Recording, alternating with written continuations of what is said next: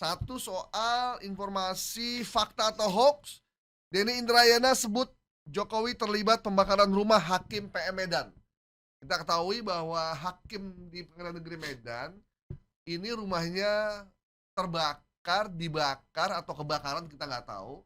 Setelah hakim ini meminta Bobi Nasution sebagai mantan Presiden Jokowi itu dihadirkan sebagai saksi. Beberapa hari kemudian rumahnya terbakar malam-malam. Kemudian banyak orang mengaitkan informasi ini dengan mengaitkan kebakaran ini dengan statement si hakim yang meminta Bobi Nasution hadir sebagai saksi. Tapi ini belum ada faktanya bahwa itu punya keterkaitan. Kemudian muncullah informasi terbaru soal bahwa pembakaran itu melibatkan Jokowi disampaikan oleh pengamat hukum Denny Indrayana. Kebetulan Denny Indrayana adalah salah seorang kuasa hukum ya. Tim kuasa hukum dari Rosuryo, Tifa dan juga Respon. Ya, informasi hoax sih Bang. Kita telusuri dari ini medianya Demokrasi News lagi. Oh masih ya Demokrasi masih media yang sama. Polanya sama. Jadi judulnya diganti. Judul aslinya itu diganti. Denny Indrayana bilang .2 Jokowi terlibat pembakaran rumah Hakim Kamozaro Waruwu di Medan. Katanya begitu. Nah, ini judul itu benar-benar diganti sama si penulis konten ini. Si pembuat konten ini. Jadi tidak ada fakta Denny Indrayana menyebut itu. Kalau di sini disebutin seolah-olah ini adalah screenshot berita. Berita aslinya bukan begini, Bang. Nah, berita aslinya itu adalah update pembakar rumah Hakim PN Medan Kamozaro Waruwu ditangkap. Ini sosoknya. Dan di berita itu adalah sosok yang kemudian menjadi pelakunya itu adalah sopir pribadi dan 2 rekannya. Oh, sopir pribadinya si hakim? Iya. Oh, udah ketangkap ya? Udah tangkap oleh Satreskrim Poltabes Medan. Tanggal 18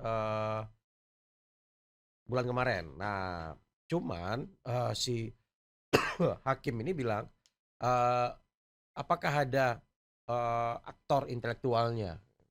Oke. Karena dia cuma pesuruh aja baru gitu pesuruh aja. Sopir ini kan baru pesuruh aja, seperti itu. Pelakunya sopirnya berarti orang dekat juga dong ya? Sama 2 pelaku. Tapi motifnya apa ya kira-kira 2 orang ini? Apakah telat gajian? Apakah sakit hati? Atau apa kita nggak tahu ya? Belum sempat diungkap. Si Kamozaro juga belum mau berkomentar karena ini masih berproses hukum. Oke. Cuman dia berharap ya kalau aktor intelektualnya juga diangkat. Nggak tahu apakah aktor intelektualnya berhubungan dengan kasus yang dia tangani atau tidak ya? Kita nggak tahu. Dan juga kasus yang mana kita nggak tahu juga. Ya benar, karena di hakim pasti banyak kasus yang dia tangani. Nih, sopirnya mesti dijagain nih Bang. Jangan sampai bunuh diri.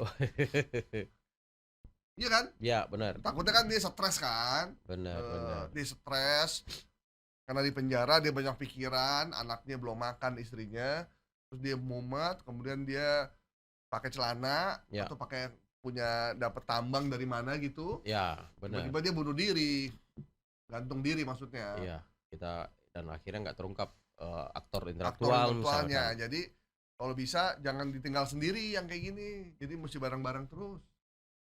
Dan CCTV dinyalain semua. Biar enak kita. Nah, tapi Bang, meskipun model hoax yang mengedit judul ini sudah bukan barang yang baru dan itu paling gampang dibuat. Tapi banyak aja orang yang tertipu ya. Iya. Karena memang dia mengambil medianya, gambarnya juga ada, cuman judulnya aja yang dia ubah. Tapi ternyata di komen-komennya banyak orang percaya. Yes, benar. Ini di like 2000-an orang, di komen 500-an, di share 378. Waduh, komen 500, share 378, yang nonton 3000.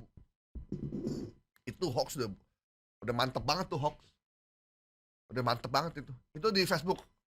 Facebook Pro.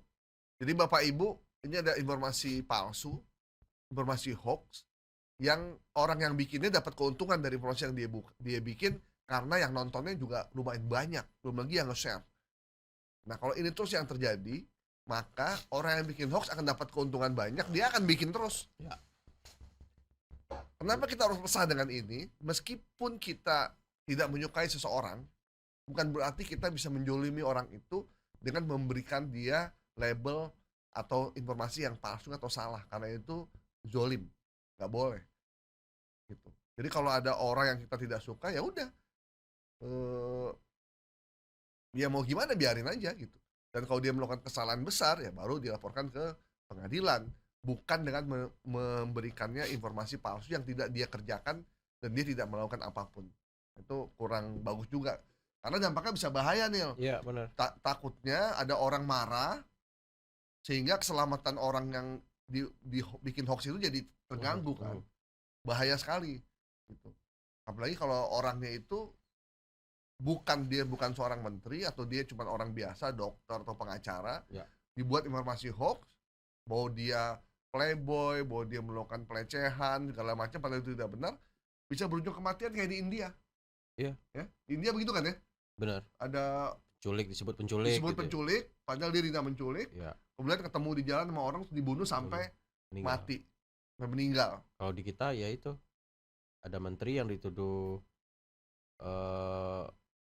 guru, dianggap tidak peduli dengan guru, kemudian dihujat sama netizen, kemudian rumahnya ikut andil dalam kemarahan itu dengan pembakaran sampai dicopot dari jabatannya. rumahnya dijarah ya. Rumahnya dijarah gitu. Padahal menteri itu tidak ngomong seperti itu, tapi itu adalah buatan AI.